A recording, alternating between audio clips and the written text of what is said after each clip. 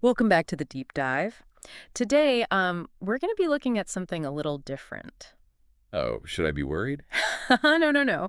Our listener is thinking about maybe investing in some Airbnb properties. Airbnb, that's interesting. Yeah, so they sent over a couple articles and a podcast episode about it. Seems like they're looking to maybe diversify, their investments. Right. Maybe even start a little side hustle. And honestly, who wouldn't love a little extra cash flow, right? Oh, yeah, especially if it's like, I don't know, a beach house or something. Yeah. Passive income from a beach house. Exactly. Okay, so let's not get too carried away just yet. We need to actually look into this. The vacation rental market, though, that's where Airbnb plays. It's already huge. It is. It's massive. Yeah.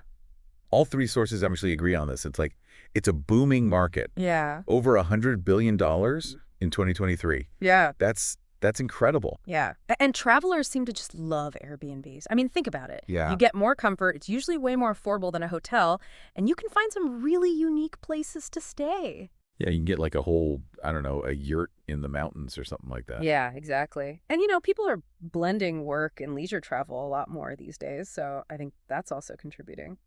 Yeah, that bleisure travel, that's what they call it, right? Bleisure. Yeah, bleisure travel. I just heard that recently. And actually, speaking of that, the Airbnb Investing for Beginners podcast, they mentioned that Airbnb itself, Oh, yeah. the company brought in like $3.4 billion in revenue last year. Really? Yeah, that's an 18% increase year over year. Wow. So clearly, travelers are really embracing this. So for someone like our listener, that's a really good sign. That's a really good sign, yeah. Okay, so opportunity's definitely knocking, but Yeah. before I get too excited about, raking in that passive income and buying those beachfront properties, Yeah. let's take a step back. What are the sources saying about what it really takes to be successful? Right. One of the most important things they all emphasize is understanding the financial reality. It's not just about buying a property and then just like watching the money come in. Oh, okay. I was kind of hoping it was that easy, but Mm-hmm. all right. So what kind of financial planning do I need to be thinking about? So the podcast, Airbnb Investing for Beginners, the first thing they dove into was the costs. Right. They break down all the costs, both upfront and then the ones that'll keep coming. Ongoing. Yeah, the ongoing costs. And they stress that, you really got to be prepared for more than just the down payment. Oh, right. Of course. You've got closing costs, you've got renovations, furnishing, and remember, you're creating like an experience for these guests. Right. It's not just a place to crash for the night. Exactly. Yeah. So, yeah, that can get pretty expensive. Yeah, it makes sense. You're basically creating a mini hotel in a way. Yeah, exactly. So, yeah, there's going to be more investment involved than just furnishing a place for a long-term renter. Exactly. And then you have your ongoing costs. You've got your mortgage payments, utilities, And cleaning, yeah. maintenance, insurance, and then... Oh, and don't forget Airbnb's fees. Oh, right. Yeah. They take their cut, too. Yeah, about 3% of your booking revenue, they said. Oh, wow. 3%? Okay. That's a lot to keep track of. It is. How do you even begin to estimate potential profit with all those variables? That's where those key metrics come in, Okay. that help you really evaluate how much you can potentially get back from your investment. Right. And Airbnb Investing for Beginners, they talked about the cap rate, Cap rate. Uh-huh. which is basically a way to compare how much profit you're making compared to the property's value. Got it. And they said generally you want to aim for a cap rate of 8% or higher. Okay, 8%, the magic number. Yeah, something like that. All right. What about cash-on-cash return? Oh, right. Yeah, that's another one they talked about. Yeah. It's like it measures how much cash flow you're getting every year compared to how much you invested in the beginning. I see. So the higher, the better, obviously. Okay, the higher the better. So if I put in $10,000 and made $1,000 back that year, that would be a 10% return. Right. Yeah, exactly. You got it. All right. But man, with all these numbers, it's starting to feel kind of overwhelming. Yeah, I get it. I'm not exactly a math whiz myself. Right. Are there any tools out there that can help with all this, without needing a finance degree? There are. There are actually. Airbnb Investing for Beginners suggested a tool called AirDNA's Rentalizer. Rentalizer, huh? What is that? Well, it's a tool that can give you an idea of how much money you might make and what occupancy rates might look like in your target area, Okay. based on similar properties. And then there's always the classic spreadsheet, which you can use to create a really detailed financial Yeah, plan, right. plug in all your costs, how much you think you'll earn, all that. So there is a way to get a handle on these financials. Yes, definitely. Okay, that's reassuring. But even if I can wrap my head around all that, even if I know my numbers, Hmm. isn't there more to consider before jumping into Airbnb? You're right. You're right. All the sources, they actually emphasize the importance of location. Okay, yeah, location, location, location, right. But what I'm curious about is, are we talking about big cities Or or that's the interesting part. They're saying that 2025 is seeing a a shift. shift? Yeah, shift away from those big cities. Oh, wow, Right. really? Right. Like where to then? They're pointing to rural and suburban areas. They're becoming way more attractive to people, Oh, interesting. especially places that offer unique experiences or cater to specific niches. I guess after the pandemic and everything, people are really craving space and a change of scenery, huh? Exactly. Exactly. And with more people working remotely, it just makes sense. And they're actually making more money too, these rural and suburban areas. Yeah. They saw a 20% revenue increase in 2024, outperforming those big city properties. So you're saying that charming little cabin in the woods Yeah. could actually be a better investment than, I don't know, a trendy downtown apartment? It's possible, yeah. But it all really highlights the need for really thorough research. Right. It's not just about finding a nice property, it's about understanding that specific area, what the market is like there. What are people looking for? What are the prices like? What drives demand in that specific area? So, like, are there local attractions? Mm. What are the seasonal trends? What kind of traveler is actually drawn to that location? Exactly, exactly. So I guess those tools you mentioned, AirDNA and Mashvisor, those could come in handy here too. Oh, absolutely. Yeah. They're not just for like number crunching. Yeah, They let you really dive deep into those specifics. You can compare occupancy rates, average prices, even see what amenities are like really popular in that area. okay, so we've got location, location, location covered, We do. but there's got to be something else, right? It can't be all sunshine and rainbows and easy money. You're catching on. There's another big factor, the L word. Oh no, not the L word. What is it? Laundry. Haha, no, not laundry. Legalities. Oh, legality. Yeah, the regulations and legal hurdles. All three sources, they emphasize this. Regulations. I know, I know. Especially with short-term rentals, things can get complicated. Yeah, well, I mean, I'm sure it depends on where you are, right? It does, it does. But generally, cities and countries are really tightening the rules around Airbnbs, permits, rental caps, taxes, the whole shebang. Yeah, and I bet those like super popular tourist destinations, those are probably the worst, right? Yeah, I would say so. They mentioned New York and Barcelona specifically. Yeah, places like that. Those cities are dealing with things like housing shortages and trying to find a balance between, tourism and the needs of the people who live there. Makes sense. So if you're thinking about investing in a place like that, just know you're going to have to navigate a lot of red tape. Okay, location regulations, a solid understanding of the financials. It's starting to feel like a real business venture here. It is. It is. And speaking of which, we should probably talk about how Airbnb investments actually compare to traditional rentals. Yeah, good point. They seem similar on the surface, but I'm guessing there are some key differences. Yeah, there are. There are. Both Airbnb investing for beginners and that Touch Day article. Yeah. They both talk about this.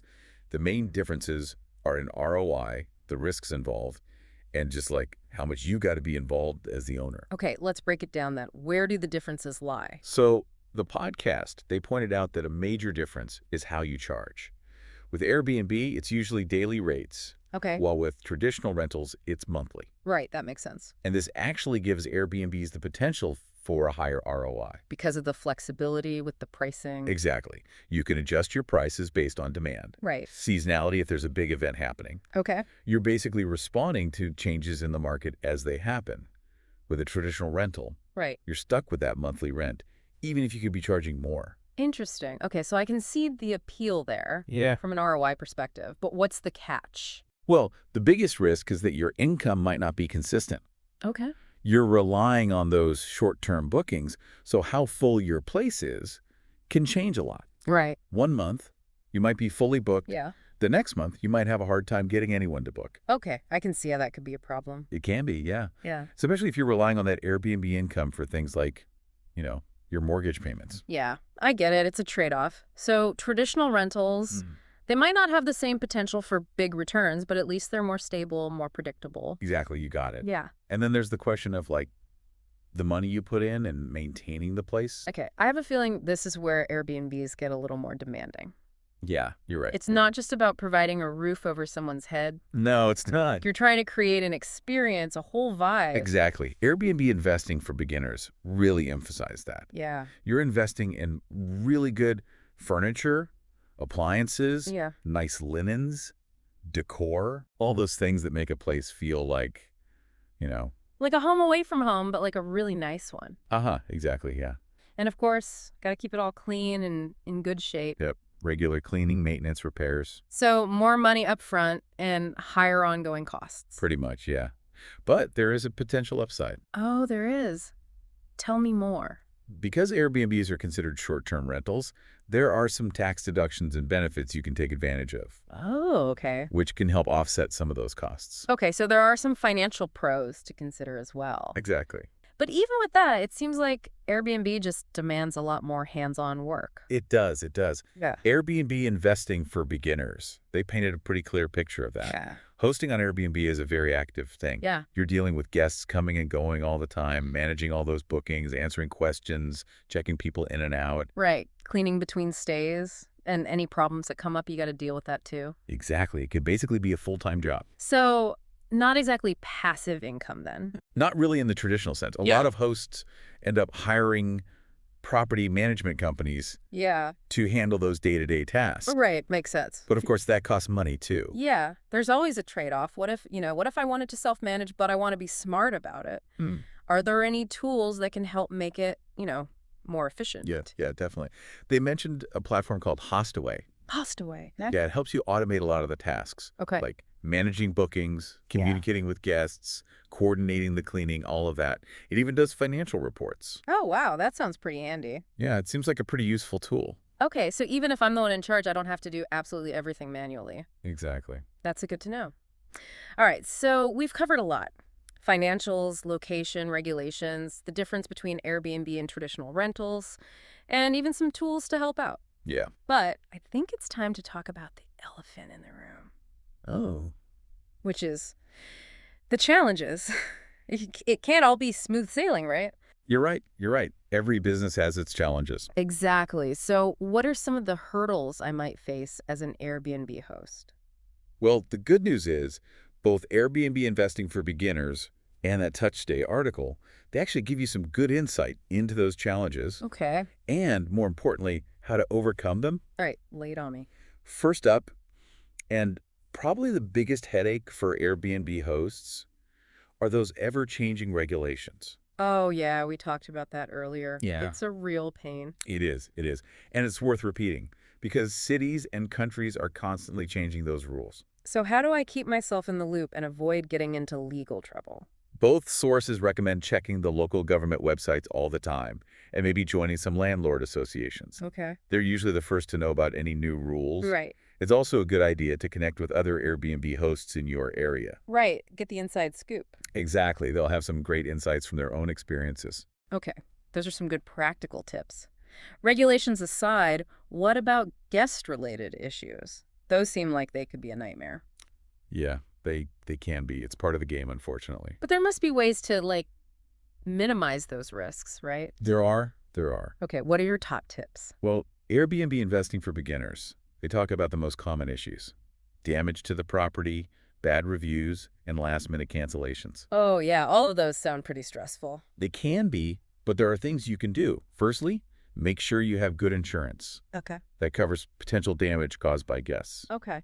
And it's really important to set very clear house rules and expectations up front. Right, so guests know what's allowed and what's not allowed. Exactly. And of course, good communication is key. Right. You want to be responsive to guests, try to resolve any issues quickly and professionally. Got it. Prevention and good communication. Yeah, exactly. What about negative reviews? Any advice on how to handle those? The best defense is a good offense, right? Provide a great experience for your guests. Go above and beyond. Right. And they're more likely to leave positive feedback. Okay. And if you do get a negative review, address it calmly, Yeah. professionally.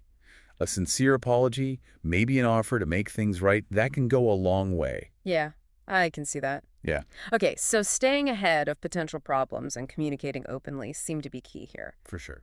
But what about dealing with changes in demand? I imagine seasonality can be a real challenge for Airbnb hosts. Oh, absolutely, yeah. You might be fully booked one month and then crickets the next. Right, right. It's a common problem. But both Airbnb and Investing for Beginners and that Touch Stay article, Yeah. they offer some helpful strategies Oh, good. for managing these ups and downs. Okay, give me the goods. How do I keep those bookings coming, even when it's not peak season? Well, one strategy is to offer discounts for longer stays Okay. during the off-season. That can attract travelers who are looking for a more affordable option Right. and can help you stay afloat. Makes sense. Anything else? Yeah, the Touch Stay article had a good idea. Try targeting niche groups. Oh, like what? Well, for example, if your property is in a ski town, you could target remote workers Okay. who are looking for, a change of scenery during those quiet months. Right. Or if you're near a university, you could target visiting professors Oh, interesting. or families that are coming for graduation ceremonies. I see. Okay. Right. Thinking outside the box. Exactly. Okay, so we've covered the financial side, location, those pesky regulations, the difference between Airbnb and traditional rentals, We have. even some tools to make life easier. But there's got to be more to this Airbnb thing than just the money, right? You're absolutely right. What about like the less tangible benefits, the things you can't really put a price tag on? Both Airbnb Investing for Beginners and the Touch Stay article actually talked about this. Okay, I'm intrigued. Tell me more about those hidden perks. One of the biggest perks they mentioned is the flexibility. That comes with Airbnb investing. Unlike a traditional rental, you have a lot more control over how and when you use the space. So I could like block off time to use the property myself. Yeah, exactly. If it's not booked, it's all yours. It's like having a vacation home Yeah, that pays for itself. exactly. Genius. But what about, the long-term financial side of things? Real estate is usually a pretty good investment, right? You're thinking about asset appreciation. Yeah, yeah. Property values tend to go up over time, especially in nice locations. Yeah, that's right. And both sources touched on that. Okay. So while you're making money from renting your place on Airbnb, you're also building equity in something that's probably going to be worth more in the future. Oh, wow. So it's not just about the immediate cash flow, it's about building long-term wealth, too. Exactly. That's amazing. Okay, so we've got flexibility, long-term financial benefits. What else am I missing? Well, they also talked about the fact that Airbnb investing can be a really great way to meet new people, Oh, right. people from all over the world, Yeah, I could see that. learn about different cultures, Mm-hmm. and even learn some new skills like property management and marketing. Okay, I'm sold. I'm ready to buy that beach house and start raking in the cash. Whoa, whoa, whoa. Hold your horses there. We Oh. still got a lot more ground to cover. Right, right, of course. But before we move on, I've got to ask the big question. Knowing everything we've talked about so far, all the good and the bad, Hmm. should I invest in an Airbnb in 2025? What's the verdict? That's the million-dollar question, isn't it? And Mhm. unfortunately, there's no easy answer. I figured as much. It all comes down Yay. to you, your specific situation, your finances, how much risk you're okay with, your goals, even how much time and energy you want to put into this whole thing. Okay, so it's not like a one-size-fits-all kind of decision. No, definitely not. But that's exactly why we're doing this deep dive, Right, to right. give you all the information you need to make a good decision for yourself. I like that. It's like having my own personal research team. Uh-huh, exactly. Okay, so let's recap what we've learned so far. Location, it seems like that's still a big deal. Oh, for sure. But maybe not in the way we used to think about it. What do you mean? Well, remember, we talked about those big cities. Yeah, yeah. They might not be the golden ticket anymore. Really? So where should I be looking then in 2025? The sources, they're all pointing to rural and suburban areas, Interesting. especially places that offer unique experiences or cater to a very specific type of traveler. Yeah, I guess after the pandemic, people are really looking for something different. Exactly, exactly. Space, nature, a change of pace. And with more people working remotely these days, it just makes sense. Makes total sense. And those less saturated markets, they're actually seeing a bigger return. Oh, really? Yeah, they saw a 20% revenue increase in 2024, Wow. more than those big city properties. Okay, so maybe that charming cabin in the woods Yeah, is a better bet than that trendy downtown apartment. it's possible, but it all comes down to doing your homework. Exactly. It's not just about finding a property you like. You got to understand the market. Right, of course. What are people looking for in that area? What are the prices like? What drives demand? So, like, are there local attractions? Are there seasonal trends? What kind of traveler is drawn to that location? All of those things, yeah. And remember those tools we talked about? Air DNA and Mashvisor. Those are going to come in handy. Yeah, I'm definitely going to be checking those out. Yeah, they can help you get a really good feel for a specific location. Okay, so location is important, but what about the financials? What are some key takeaways there? Well, Airbnb investing for beginners was really clear about this. You got to be realistic about the costs, Yeah. both the upfront costs and the ongoing ones. Right, right. It's not just about the down payment. No, it's not. You got to think about closing costs, renovations, furnishing. And if you want to create a really nice experience for guests, well, that's going to cost money too. Yeah, those little details can add up fast. They can, they can. And then you've got those ongoing costs, mortgage payments, utilities, cleaning, maintenance, insurance. Mm-hmm. And don't forget about Airbnb's fees. Oh, right, right. 3% of every booking. Right. That's right. Okay. So how do I make sure I'm making a smart investment with all these expenses? That's where those key metrics come in. Oh, right. The cap rate and the cash-on-cash return. Exactly. Those can help you see if you're actually making a good return on your investment. Okay, so it's not just about making money. Wow. It's about making sure the income is more than the expenses. Exactly. Okay, so I need to be strategic and think like a business owner here, not just someone with a property and a dream. Uh-huh. That's a good way to put it. Okay, and what about the whole Airbnb versus traditional rental thing? Yes. Mm-hmm. We talked about how Airbnbs can have higher returns, but they're also riskier, Right. and the income can be less predictable. With Airbnb, you have that flexibility to adjust prices, Mm-hmm.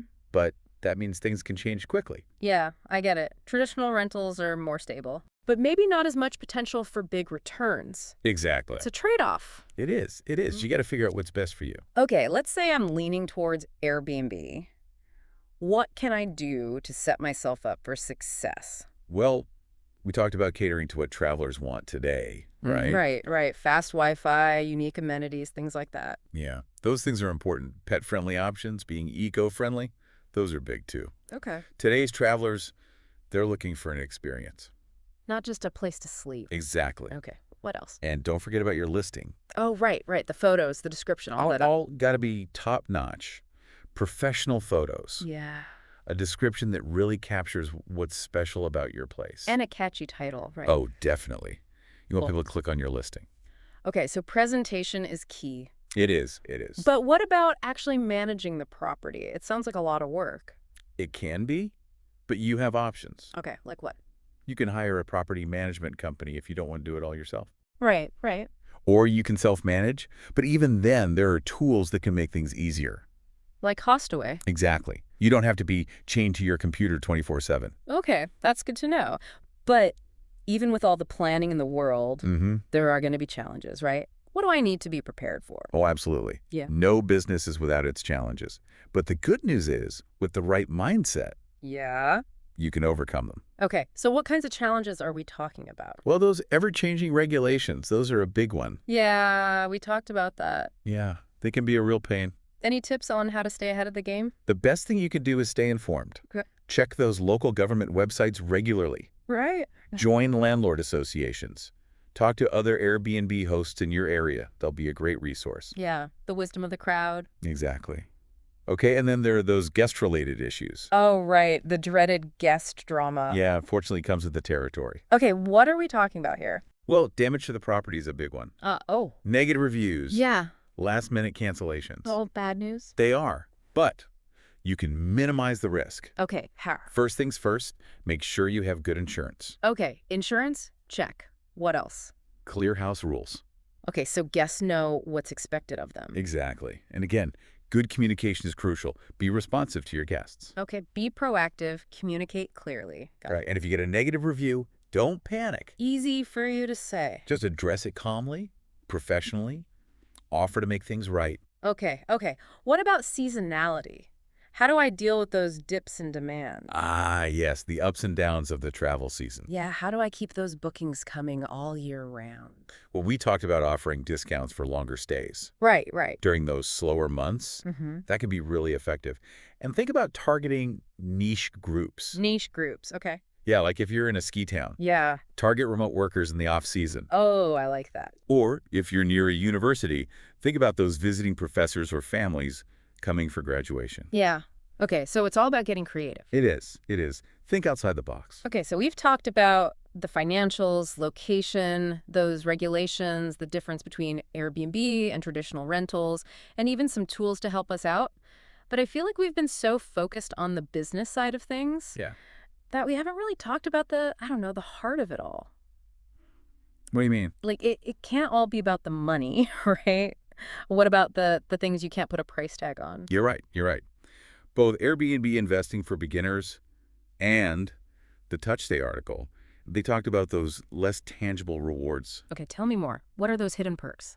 Well, one of the biggest is the flexibility Okay. that comes with Airbnb. Unlike a traditional rental, Mm. you have a lot more control over when and how you use your space. Oh, so I could like block off dates to use the property myself. Exactly. If it's not booked, it's all yours. It's like having a vacation home. That makes money for you. Exactly. I like. And then there's the whole real estate investment side of things. Oh, right, right. Property values tend to go up over time. Yeah, especially in those desirable locations. So you're not just making money from the rentals. Yeah, You're also building equity. exactly. It's a long-term investment. Wow. Okay. That's amazing. Anything else? They also talked about how Airbnb can be a great way to meet people from all over the world, Oh, right. Wow. learn about different cultures, even pick up some new skills. Wow. Okay. I'm feeling inspired. This is great. It is exciting. But, okay, last question before we move on. Okay. Knowing everything we've talked about, the Mm-hmm. good, the bad, Mm-hmm. the challenges, Mm-hmm. should I invest in an Airbnb in 2025? What's the verdict? Ah, that's the question everyone else answered, isn't it? But honestly, it all comes down to what you want. To what you want, what you're looking for. Okay, so no easy answers then. Not really, no. It all boils down to, your financial goals, how much risk you're comfortable with. How much time and energy you're willing to put in. Yeah, and what kind of experience I want to create, right? Exactly. It's easy to get caught up in the excitement of, maybe making a lot of money quickly. Yeah. But being successful with Airbnb, it's about more than that. It's Right. about figuring out what you want and making sure your actions match that. Okay, so it's not just about following some formula. No, not at all. It's about finding a path that feels right for me. Exactly. Exactly. All those sources we looked at, they give some good advice and practical tips. Yeah. But the most important thing is your vision, Right. your own passion for creating something special. Yeah, I'm starting to see that. It's like a mix of being an entrepreneur and being a host. That's a great way to put it. Creating a business, but also something personal and meaningful. I think that's what really makes Airbnb different from other real estate investments. Yeah. It's not just about, owning a property. It's about creating an experience, a connection between you, your property, and the people who stay there. Yeah, it's that human element, that connection that makes all the difference. Absolutely. And that's what I would encourage you to think about as you move forward. Okay. Whether you invest in Airbnb or not, Mm-hmm. what kind of legacy do you want to leave behind? What kind of impact do you want to have on your guests? Wow, those are some deep questions. They are, but they're worth considering. Yeah, you're right. It's not just about making money, it's about making a difference, Exactly. creating something that's more than just a transaction. And I think that's what makes this whole journey so exciting. Yeah. It's about exploring your passions, taking risks, and building something you're proud of. Well said. Well, I think that's a great note to wrap up on. Listeners, we hope you enjoyed this deep dive into the world of Airbnb investing in 2025. It's been a pleasure. We've covered a lot, but as always, there's always more to learn and discover. Definitely. Keep doing your research, connect with other hosts, and never stop learning. So true. Thanks for joining us, and we'll see you next time for another deep dive into a topic that matters to you. See you next time. Until then, happy investing.